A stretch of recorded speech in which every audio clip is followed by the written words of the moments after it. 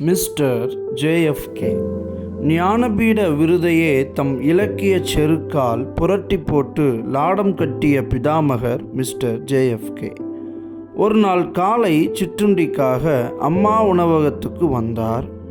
2 இட்லிகளும் 1 பொங்கலும் அருந்தினார். திருப்தியுற்றார். அங்கிருந்த நிறைகுறைகளை பதிவு செய்யும் ஏட்டில் தம் கருத்தை பதிவு செய்தார். இங்குள்ள இட்லிகள் மிருதுவாகவும் சுவையாகவும் உள்ளன. ஓட்டல் கடை இட்லிகள் பகல் கொள்ளையர்கள் தயாரிக்கும் வெள்ளை அணுகுண்டுகள். வீட்டு இட்லிகள் சிடு சிடுப்பானவைகள், சிடுக்குகள் மிகுந்தவை. இங்குள்ள சாம்பாரும் சூடு குறையாமல் சுவையாகவும் சுறுசுறுப்பாகவும் அமைந்துள்ளது. பொங்கலை பற்றி சர்வதேச அளவில் பல வதந்திகள் சதி செய்கின்றன. அவை அத்தனையும் புனைவுகள் என்பதை இங்குள்ள வெண்பொங்கல் ஊர்ஜிதப்படுத்துகிறது. இப்படி தொடங்கி இட்லி பொங்கல் எழுத தொடங்கியதை மிஸ்டர் ஜேஎஃப்கே முடிக்கும் முன்னமே மதிய உணவுக்கான டோக்கன்கள் வழங்கப்படலாயிற்று. 1 கறிவேப்பிலை சாதம், 1 சாம்பார் சாதம், 1 தயிர் சாதத்துக்கான டோக்கன்களை வரிசையில் நின்று வாங்கி கொண்டே மிஸ்டர் ஜேஎஃப்கே 3 வகை உணவையும் ருசித்தார். பின்பு அவைகளை பற்றிய தம் அபிப்பிராயத்தை அங்கே பதிவு செய்ய வேண்டியது அவரது தார்மீக கடமையாயிற்று. கருவேப்பிலை தொப்பையை கரைக்கும் குணமுடையது.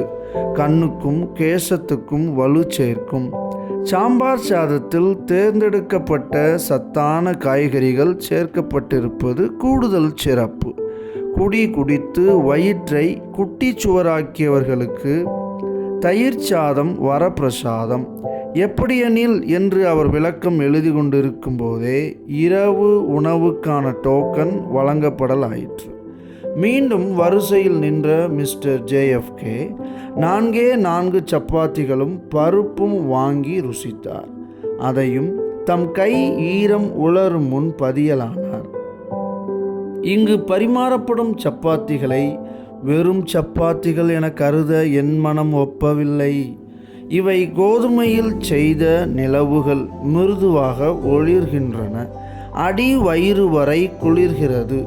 பருப்பு மீது வெறுப்பை பொழிபவர்கள் தங்கள் அபிப்பிராயத்தை தூக்கி எரியும் அடுப்பில் எரிய வேண்டும்.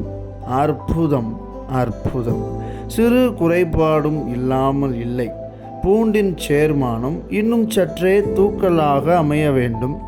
வாய்வுவை அது வந்து பார் என்று வகுந்துவிடும் வகுந்து என அவர் மேலும் எழுதி கொண்டிருக்கும் போதே பொழுது விடிந்து மறுநாள் காலை சிற்றுண்டிக்கான வரிசையில் வந்து நின்றார் மிஸ்டர் ஜேஎஃப்கே. இன்றும் தம் கருத்தை பதிவேற்றில் கண்டிப்பாக பதிவார்.